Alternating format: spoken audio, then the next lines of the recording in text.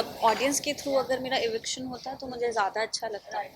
शायद वो बहुत क्लियर है कि हम तीनों साथ में रहेंगे। और ईशा का तो बहुत ही ज़्यादा मुझे लगा, क्योंकि फ़ोटो जो है वो हम वापस मिल सकती हैं, हमें हम उसे प्रिंट करवा सकते हैं, लेकिन जो उसकी मॉम की शॉल थी काफ़ी अच्छा लग रहा है, मैं तो कहूँगी, क्योंकि वहाँ पे आप सिर्फ एक घर में थे और यहाँ पे काफ़ी खुला खुला लग रहा है, मुझे तो अच्छा लग रहा है। वैसे तो सबसे ही अच्छा बॉन्ड था, लेकिन जब जैसा कि आपने कहा मैं बहुत इमोशनल हो गई थी, थोड़ा रोने भी लगी थी, तो उस टाइम मुझे जो समझ पा रहे थे वो विविन जी थी। उन्होंने काफ़ी मेरी हेल्प की।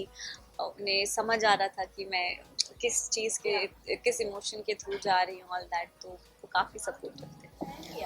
मुझे भी बिल्कुल यही लगता है कि मैं अगर थोड़ा और ओपन अप हो जाती तो मैं बाहर नहीं आती।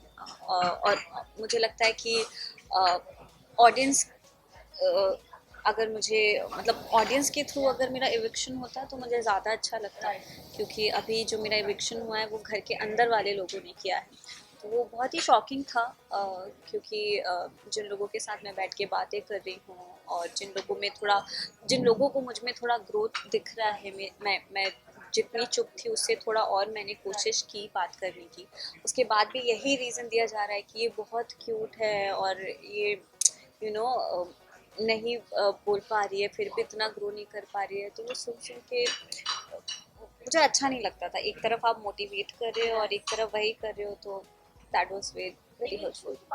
अरफीन सर की बात करें हम, हाँ, वो तो मेरे लिए भी बहुत शॉकिंग था, क्योंकि he was the one who was motivating me बहुत ज़्यादा, मेरी हेल्प कर रहे थे काफ़ी। और उसके पहले भी उन्होंने नॉमिनेट किया, फिर गेट आउट का स्टिकर भी उन्होंने दिया। उनका मानना ये था कि मैं ये करूँगा तो तू और ओपन अप होगी, तो वो जब भी करते थे वो सोच के सुन के मैं और शेल में चली जाती थी, तो वो मेरे लिए काफ़ी हर्टफुल था। मैं ये कहूँगी, ऑफ कोर्स तीनों का बॉन्ड बहुत अच्छा है, दोस्ती है, लेकिन बात जब गेम की आती है तो वो उस बात से भी क्लियर है कि इंडिविजुअली खेलने आए हैं तो वो अपना गेम अपने हिसाब से खेल रहे हैं और दोस्ती भी है।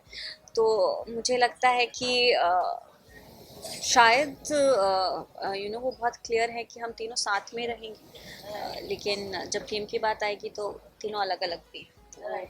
इंटरेस्टिंग है, क्योंकि ऐसा नहीं है कि वो कुछ बोलते नहीं, कुछ करते नहीं, मतलब उतना खुल के अभी तक वो नहीं आए हैं।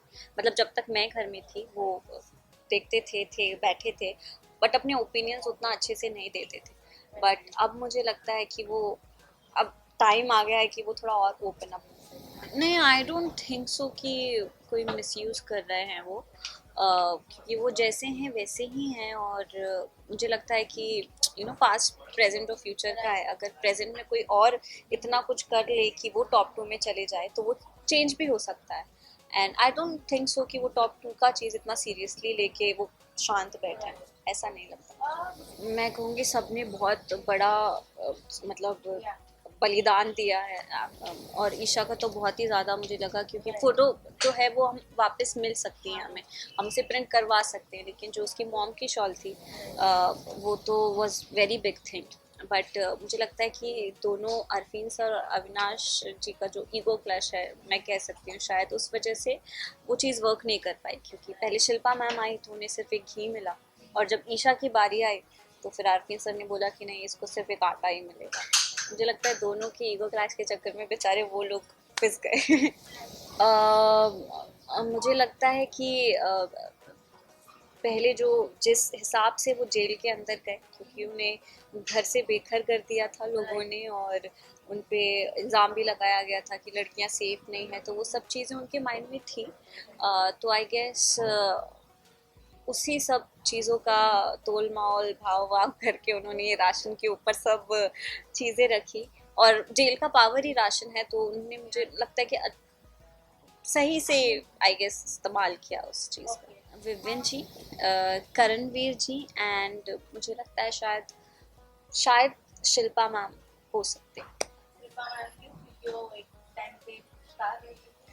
नहीं, मुझे वो जितना इमोशनल होती हैं वो उतनी ही स्ट्रॉन्ग है, और मुझे लगता है आगे जैसे जैसे गेम बढ़ता जाएगा वो और स्ट्रॉन्ग होती जाएंगी, तो आई गेस। आपसे एक लास्ट सवाल पूछना था। मैंने अभी तक तो नहीं देखा है, तो मैं इस बारे में कुछ कह नहीं पाऊंगी, बट नायरा जो है उन्होंने शायद देखा हो, तो उस हिसाब से उन्होंने कहा, तो मुझे कुछ आइडिया नहीं है इस बारे लास्ट में क्या कुछ कहना चाहेंगे ऑडियंस को, कब कहाँ और कैसे देखने वाले हैं आपको? मैं बस ये कहना चाहूँगी कि thank you for supporting me, thank you for loving me, जो आपने इतना प्यार दिया, इतना सपोर्ट दिया। और आगे अब मैं जो भी करूँगी, जो भी प्रोजेक्ट होगा, आई होप आप सभी को पसंद आएगा, और प्लीज़ उसे भी इतना ही प्यार और सपोर्ट दीजिए। Thank you. Thank you.